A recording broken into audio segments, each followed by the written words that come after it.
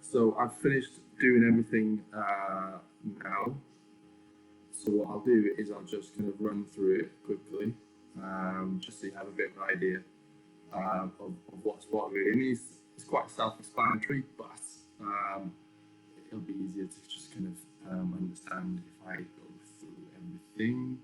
So this is the training program or the exercise program.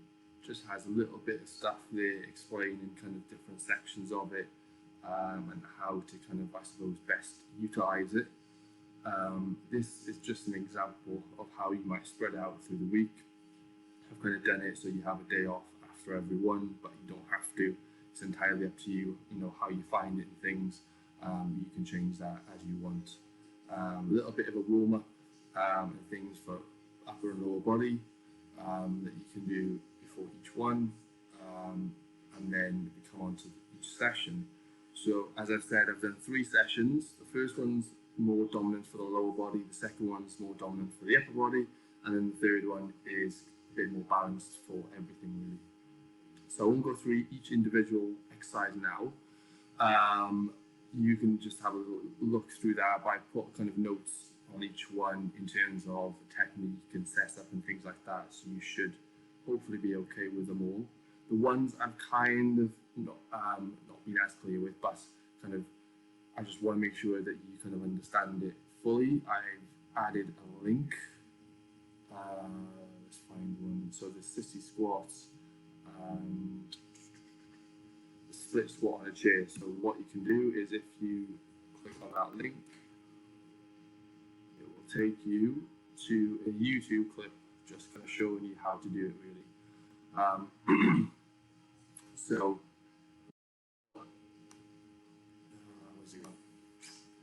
what I've put as well is just kind of the part of the video to skip to as well, because they just babble at the start of it and you don't need to really listen to that. It's just kind of seeing the technique. So I've done it with a couple of ones like the ab roll out as well, just in case, kind of, because it kind of talks through variations of how to kind of ease your way into it, because it's not an easy exercise to just kind of chuck yourself into. So if you do need to build up to it, just give that a bit of a watch. Bit of a key down here in terms of kind of any abbreviations that I've used throughout the program in terms of just single leg, double leg, dumbbell, body weight, etc., just to understand things a bit better. So that's the session plan. Okay. Then what I've done for the nutrition side of things is, we'll come back to that in a second.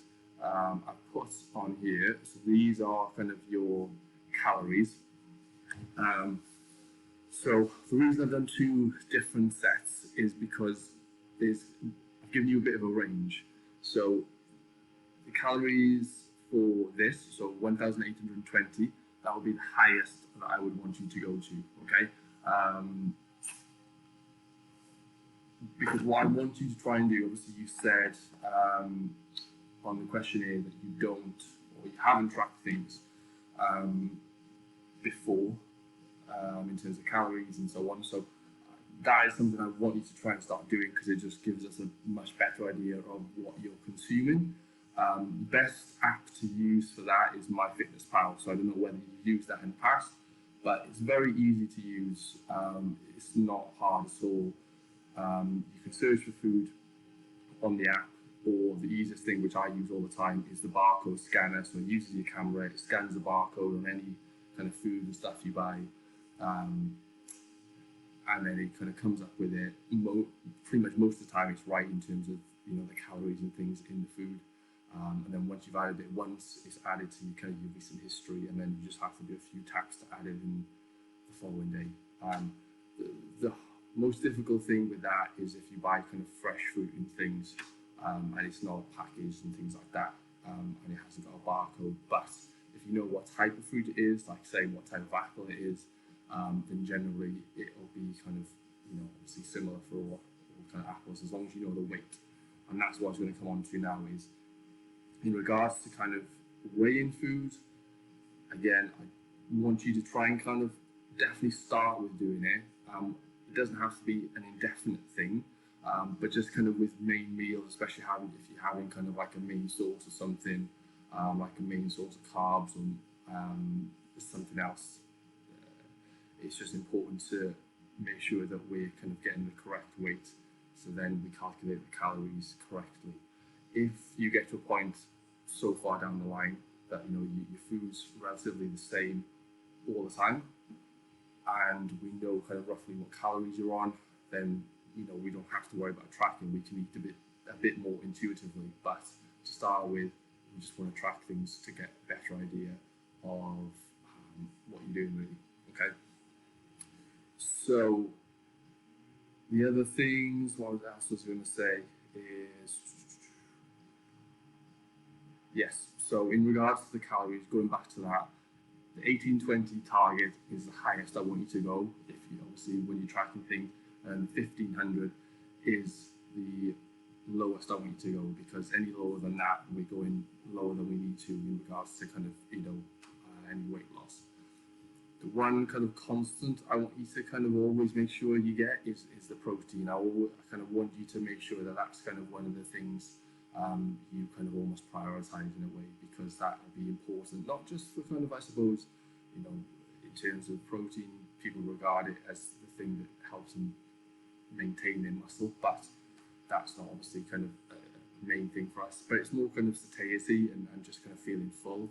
And obviously, with protein as well as fiber, the more you have of it, the kind of the fuller you feel. So that's the one thing that I want to make sure you have. The carbs and the fats, obviously, yes, they are important as well, but we can kind of fluctuate them a little bit more and have a little bit more leeway. What I would say is the days that you do more exercise on, you might want to prioritize carbs for the energy and so on. Fats can be prioritized maybe on the days that you don't do as much exercise, but try and hit those kind of targets there as best you can. Obviously, if you don't hit the targets bang on each day, don't worry. Eat 5 to 10 grams or so each way is fine and not an issue. It's more kind of like the calorie total, really. That's the kind of thing we're thinking about, because obviously energy balance is the key element of any type of weight loss or weight gain, things like that. And if you do go over on calories, on the odd day or two, don't worry about it, because it's not something that's going to dramatically affect progress. It's more looking at it over the course of a week. So if you kind of maintained or kind of been within that calorie range on average at the end of the week, then that's fine. That's exactly what we want. One off day is not going to cause any damage, really. Okay. Then the other thing to help with the protein that I've added in, because obviously we want that to be higher, sometimes it's not easy to get it all from food. So to be more convenient, we can think about maybe getting something like a protein shake. Okay, don't have to. You can get it all from food. That's fine. But just to make it a bit more easier, sometimes it is that much better. So what I've done is in the supplement section here.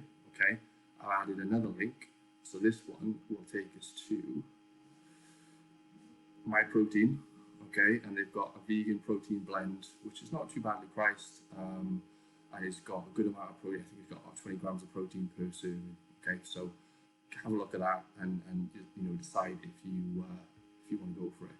There's other supplements in the list. I think a couple of them you'd already said you were using, like the multivitamin, the vitamin D, omega-3. Obviously, I know kind of that's a little bit difficult to kind of come by on a vegan diet, but I have found this vegan omega supplement that they do as well, which is made from marine algae, I think. So I don't know kind of whether that would suit you, but I just thought I'd add it in anyway. Then you got curcumin, which is a very, very good anti-inflammatory, just for general health, really. There's a link for that.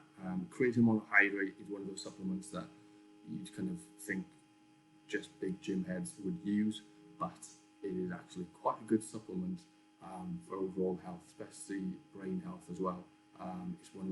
It is the most researched supplement out there, so it's in regards to kind of its effectiveness is proven. So that's kind of my kind of staple ones. Really, you don't have to have any, but you know, they all have their benefits. Then we've got the health variables that I want you to kind of focus on in terms of water per day, rest and heart rate if it's not around that already, how much sleep you want to be aiming for per night. Obviously, eating out is not an issue at the moment. NEAT, ideally 8 to 10,000 steps would be good, you know, just to kind of make sure we're moving enough. And NEAT there stands for non-exercise activity thermogenesis. So it's basically all the calories you burn through the day from separate from exercise. So obviously just going for a walk, moving around the house, doing housework, gardening, etc. That's all your NEAT. Okay. So if we can kind of try to kind of get around that mark as best we can, perfect. And then cardio can be, you know, a run a couple of times a week if you want, or just kind of, I don't know, I can't remember if you said you had a bike there or not, but I put a little bit of a mini circuit in at the end of each workout as well, which can kind of count as your HIIT session as well. All right. And then one other thing that I like to add in is this bit here, which will help with sleep. This is my list of kind of tips and things to help with your sleep hygiene. So kind of making sure that you're giving yourself enough chance to get off to sleep easy, and also have a good quality sleep. So just have a little look through them as well, because it could help. I don't know, you know, whether you might be doing all these already, which is great, but if not, just have a little look. And then the last thing is this bit here. So this bit is where I want you to kind of track your weight, okay? And ideally, I'd say I want you to track it every day in terms of weighing yourself every morning. But you don't, if you don't do it every day, it's not a problem. What we want is enough to kind of give us a good average. So I would say at least 4 times a week, you need to be weighing yourself in the morning. As soon as you get up, after you've used the toilet, and with as little on as possible in terms of clothing, to kind of negate that side of things as well, okay? And then each day that you do weigh yourself, just put it in on here. And then if you manage to track your food, can you implement it or input it in here, sorry, okay? What I'll do is I'll put these on Google Drive. I think I'll check with you first if you've got Google Drive account. But if not, we'll sort something out anyway, because then we can have shared access to it, okay? So yeah, we've got plenty of slots there going week by week, okay? So that will be that tracker there. And then the last thing I need you to do, where is it? I'll tell you what, don't worry about that for now. We'll just start off with this. There was something else I was going to show you, but we'll just get started with this. I don't want to kind of bombard you with too much already, because I've already been talking for far too long. So I hope that is okay. If you kind of are going through it and you're not sure about something, obviously just let me know, because I'm happy to obviously answer anything. And then what we'll do is we'll get you started doing the sessions and things, see how you get on with them. If there's anything that's too easy or maybe a little bit too hard, then we can always adjust it to kind of accommodate it better. But hopefully it should be okay, and you can, you'll find it challenging but not too hard. All right. So yeah, let me know if there's anything that you need to ask. But in the meantime, enjoy.